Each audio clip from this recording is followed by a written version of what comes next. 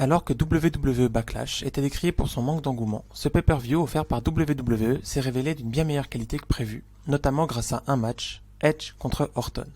The Greatest Match Ever, appellation sans doute trouvée pour troller les fans de catch, déçus après leur premier match à WrestleMania 36, est pour moi une révélation. Derrière ces presque 45 minutes de match que certains ont pu trouver trop longues, j'y vois toute une histoire racontée. Cette vidéo est donc faite pour donner mon explication et ma grille de lecture sur ce Orton Edge de Backlash. Bien le bonjour tout le monde et merci d'avoir cliqué sur cette vidéo qui j'espère ne sera pas trop longue.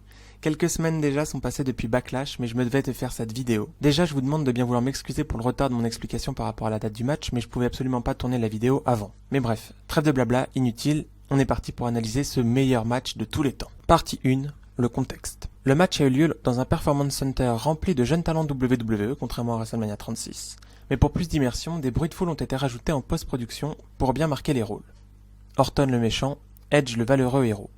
Je tiens d'ailleurs à tirer un grand coup de chapeau au monteur vidéo de ce match, tout simplement un boulot énorme. Partie 2, ambiance du match. Juste après les entrées du match, la douce voix de Fink, Howard Finkel, résonne dans le Performance Center. En live, entendre cette douce voix m'avait donné les frissons et pratiquement les larmes aux yeux. Ce fut également le cas lorsque j'ai revu le match pour préparer la vidéo. Utiliser Finkel, quelques semaines après sa disparition, c'est un magnifique hommage que rend WWE à son meilleur ring announcer de l'histoire. D'un autre côté, cela nous permet de plonger dans ce qui est vraiment vu comme le meilleur match de l'histoire. Qui de mieux que le meilleur présentateur pour annoncer les participants du meilleur match. Partie 3, la durée du match. Je ne savais pas vraiment quand et où parler de la durée de ce match, donc je vais le faire maintenant. Ce match a duré 44 minutes et 45 secondes. Je vois ici le premier parallèle avec l'histoire de WWE. La fédération de Vincent Kennedy McMahon a été nommée World Wrestling Federation le 21 février 1980. L'appellation WWF-WWE a donc 40 ans cette année. La durée du match, un peu plus de 40 minutes, peut donc laisser présager que ce match veut retracer ces 40 ans d'existence de la fédération que nous aimons tous un peu, malgré les nombreuses critiques. Partie 4, les années 80. D'ailleurs, le premier clin d'œil à l'histoire, c'est ce micro qui descend du ciel pour annoncer les catcheurs. C'était comme ça que les annonceurs pouvaient faire leur métier dans les années 80. L'autre clin d'œil, c'est le nom sur le micro. MSG, pour Madison Square Garden. Ce lieu, mec du catch aux États-Unis, notamment grâce à des catcheurs comme Bruno Sammartino. MSG rappelle aussi le MSG Network, chaîne de télévision américaine de la métropole de New York, appartenant au groupe du Garden. C'est cette chaîne qui va permettre la diffusion de WWF, puis WWF à la télé entre 76 et 97. WWE va d'ailleurs réutiliser cet héritage entre 2006 et 2008 avec la diffusion d'un show télé appelé MSG Classics, remontrant des clips et des matchs des house shows, show non télévisé de WWF. Outre les annonces, l'arbitre joue également un rôle important dans la reconstitution du meilleur match de l'histoire. Chemise bleu ciel, nœud papillon, la tenue classique de l'arbitre de catch dans les années 80. Ici aussi, ce détail nous permet d'avoir une nouvelle vision de ce match qui se veut le meilleur de l'histoire.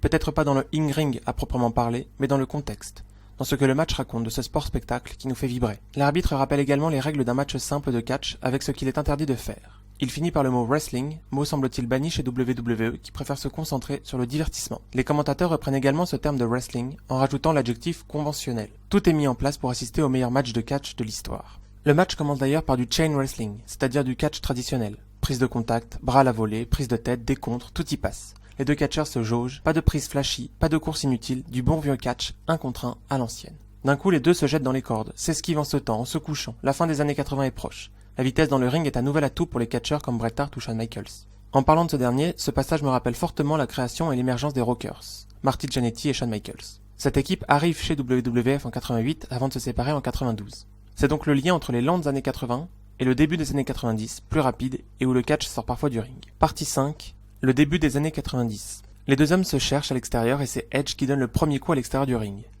Certes, les deux hommes ne restent pas longtemps en du ring, mais cela montre bien que l'extérieur du ring commence à jouer un rôle important dans un match de catch traditionnel en 1 contre 1. Néanmoins, le début des années 90 reste proche du catch des années 80.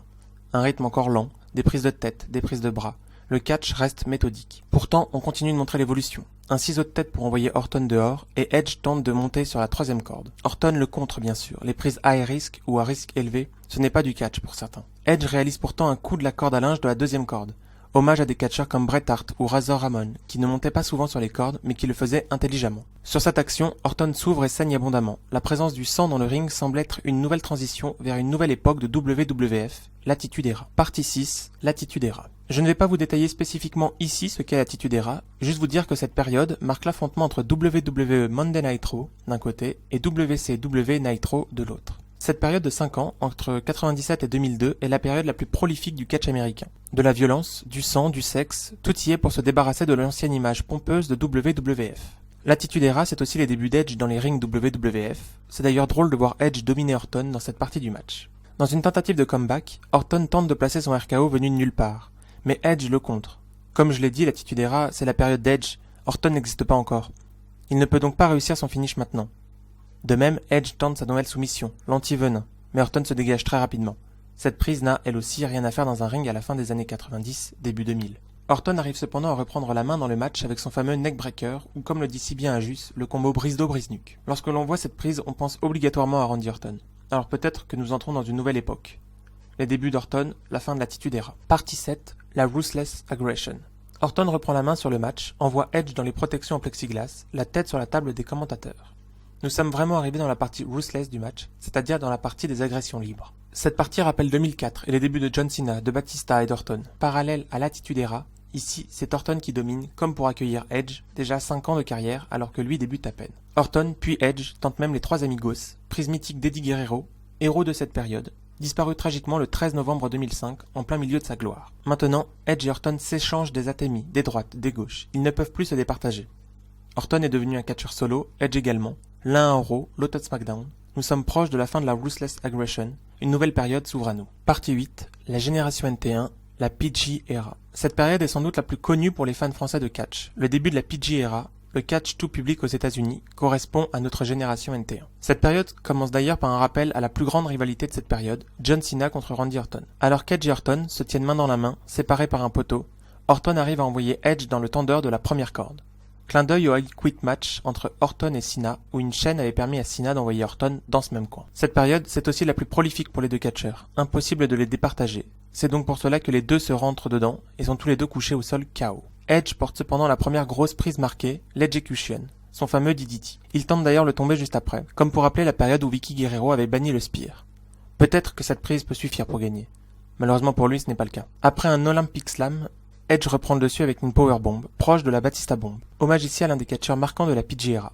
Ce ne sera d'ailleurs pas le seul mentionné dans ce match. Après le Execution, le Edge-O-Matic. Encore une fois, Edge tente de gagner sans le spear. Toujours pour rappeler que son finish avait été banni chez WWE. Pourtant, à ce moment, il comprend. Il comprend que la seule prise qui peut lui donner la victoire, c'est son spear. Spear, spear. Rappel de la rivalité avec Chris Jericho.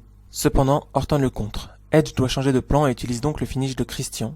Toujours une sorte d'hommage venant de son frère. On parle d'un catcheur ayant pris sa retraite en 2014.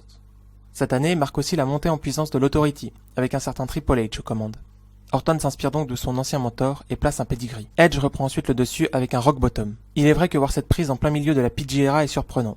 On pensait plus à l'Attitude Era concernant The Rock. Pourtant, là aussi, 2014 est une date forte pour The Rock. C'est l'année où il revient chez WWE pour l'héritage lors de WrestleMania 30.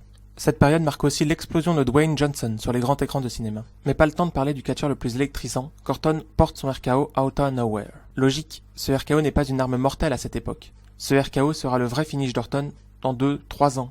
Mais alors que son RKO n'est pas passé, Orton a une nouvelle idée, le pun kick. Ce coup de pied dévastateur, vu pour la première fois en 2007 sur Shawn Michaels, mais obligatoirement celui qui le reçoit dans un profond sommeil, voire même pire. Ce coup de pied décrit comme un tueur de carrière, celui qui donne la commotion de trop pourrait donc terminer le match et le retour d'Edge dans les rings.